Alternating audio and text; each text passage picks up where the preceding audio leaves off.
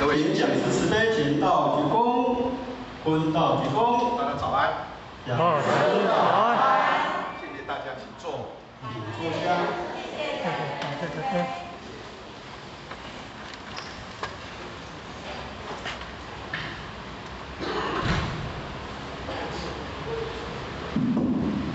感谢天恩师的我们圣德弟兄在天的护佑，还有我们这些老前人、前人、副前人，还有前人师给后学这个机会后学今天来学习报告天恩师的以尊师重道。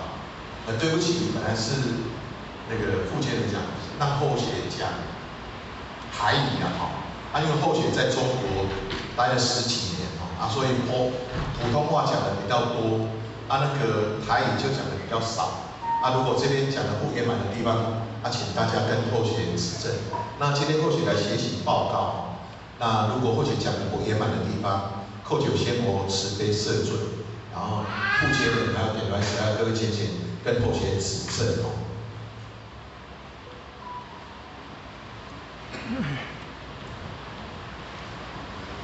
什么是天恩师德后续请大家，我们真的深深呼吸，来讲什么是天恩师德。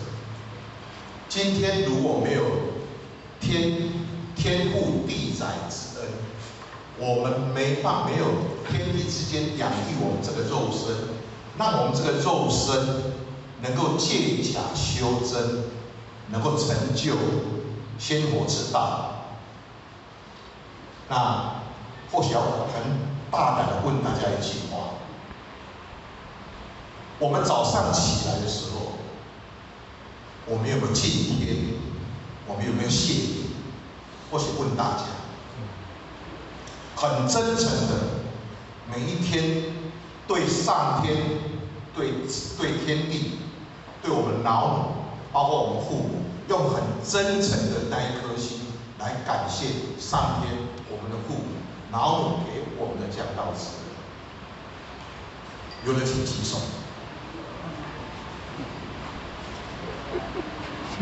或许为什么要这样子讲？我们知道现在好像都会挂图案都会挂图案。伊讲猪若徛愈悬伊是空包蛋；猪若愈巴适伊就愈重。一个有德行的人一个有德行徛在要世间上伊会处人尊敬，伊会一言一行的人甲尊重。咱即摆甲看现今的世界，因为我今年已经了20岁拄则副前人甲好些介绍，本来在50来个月时阵，后学习的单位苏北要在设厂，我在苏州已经设了一个厂，我到苏北要去设厂。那当初后学做的玻璃是这样子，后学是做苹果Apple 的桌上型电脑，就是 iMac。我们现在玩的那个 iPad 那个玻璃是后学开发出来的。后学就是做那个 Apple 的供应商，然后包括我们公司也做什么？它的笔电上面的吹配就是滑鼠。那后学说的这个不是，后学今天这个议题不讲，因为今天如果要讲到道德尊贵的部分，后学谈到这个重点不是这个。今天不管你身为皇帝或是国王，不管是大公司的大老板，对不起，不尊贵。人杰绝对没有天级高了。后学有一个亲戚他的儿子18岁就立起口业，就设了坛主。他的妈妈无读啥物册，伊讲一句话，伊讲人就是甲笑讲伊囝，那这细汉就咧食啥？伊讲无，阮生一个食菜囝、手刀囝，较赢一个状元囝。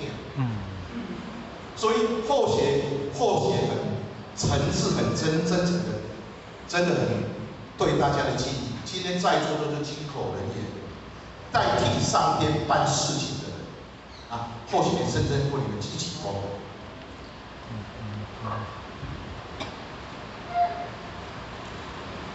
我们知道，以前同学小时候的时候，那个太阳照在身上不会受伤，现在那个太阳照在我们身上，我们会得皮肤病。我们现在的空气为什么现在大家很多人戴口罩？为什么我们现在喝的水要经过过滤？为什么我们今天要戴很多好像空气有毒了嘛？我们水晶有毒了嘛？我们吃了很多的东西都已经被什么？被大地污染。那谁污染的？天灾都是人祸。这个地球形成已经几十亿年了，但是在短短200年的时间，因为工业革命，地球的人类才利用短短的200年，把地球将近快毁灭掉。我们喝不到干净的水，我们呼吸不到新鲜的空气，我们吃不到很安全的食物。在这个天灾人祸的时候，大到降雨，上天因为怕所有的我们这些活胎原始跟着大家一起同时的毁灭，在这个三期末节，天降大道。今天没有老母降道之恩，我们今天何德可以求得到？我们如何能够得到三朝不主之恩？那或许必须要从我们金光祖师、我们师尊师母，还有包括我们各祖先的一些道长、老前人，他们的修道的历程来跟大家报告。或许看过这样的，或许利用这个时间去深深去体会到师尊师母跟那个我们很多的道长、很多前人他们的修道的一生，或许很汗颜。我们所做的东西，我们所做的一切，我们都比不上他们的1/1000、1/1000。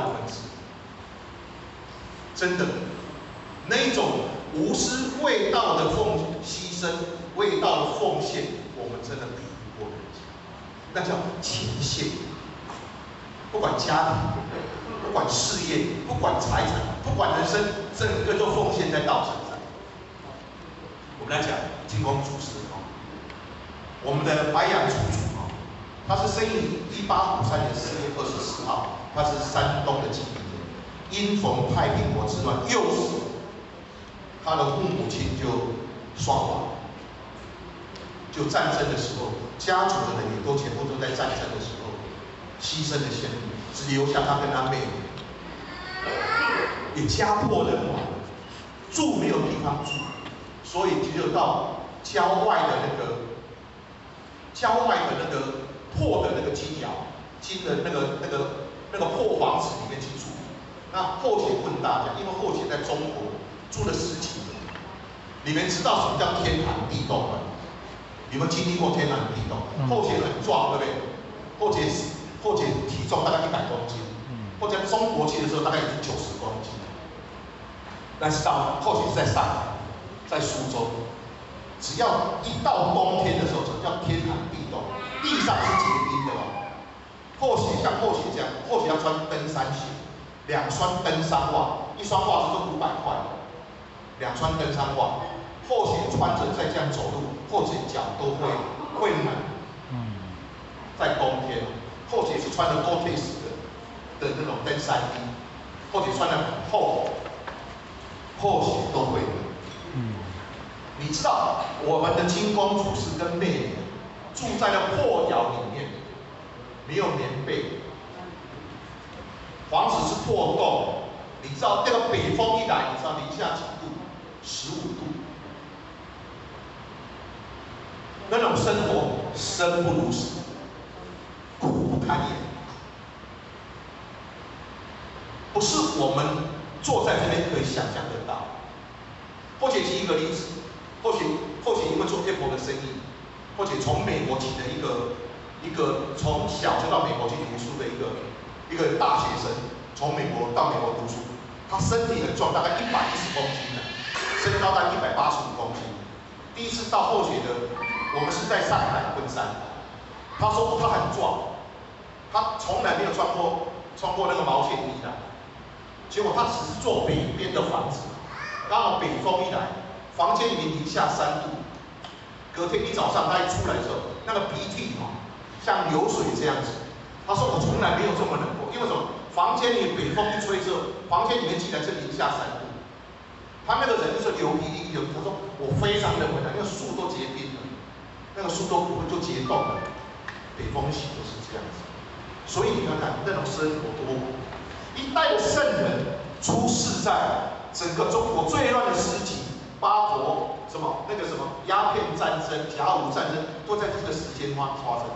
那我们晋公主等到1987年、1875年的时候，他的妹妹结婚之后，他去从军，从军之后，他很快就当了一个班长。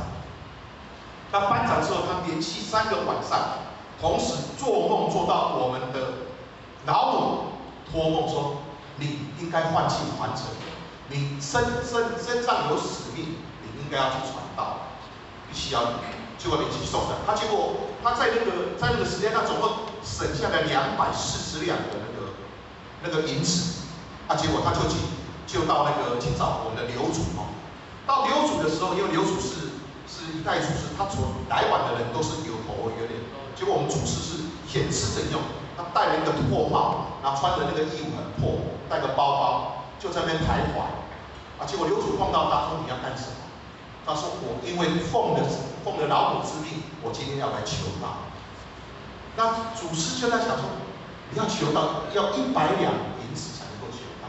你知道当初的因为战乱，只要10两银子就够一家人一家子1年的生活费。那100两等于是10年的那个功德费。好，那我们或许我们换算一下，我们1年的生活费60万，10年是多少？600万。他说你来求道要600万，求不求？你们要不要求？你们会不会求道？我们付钱的讲说来求道要交600万，你要不要求道？不会。要求道的请举手。没有哈。我们祖师，你说修道的什么？视钱财如粪土。他说我总共省下240两，我全部送你。我100两求道费用，我140两，我全部捐出去做功德会。然后他说你走了，你可以走了，求完道你可以走。他说不行了，我身上1毛钱都没有。那你不然怎么？你到厨房去劈柴、挑水，到厨房打杂，堂上不要过来，佛堂不要进来。一代的祖师不用进佛堂，你的责任就在厨房里面劈柴、挑水、打杂，不用到佛堂。结果到1905年的时候，我们讲1905年是白养元年，就是我们一贯道的白养元年。1905年也是说道劫并降，道是什么？我们晋公祖师天命。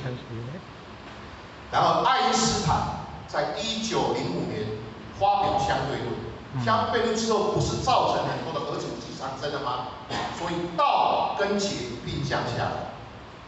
好，那在这个过程当中，我们那个晋公祖师就那个谁，我们那个刘蜀说，然后我们跟他讲说，你要把道传给一个叫做手上有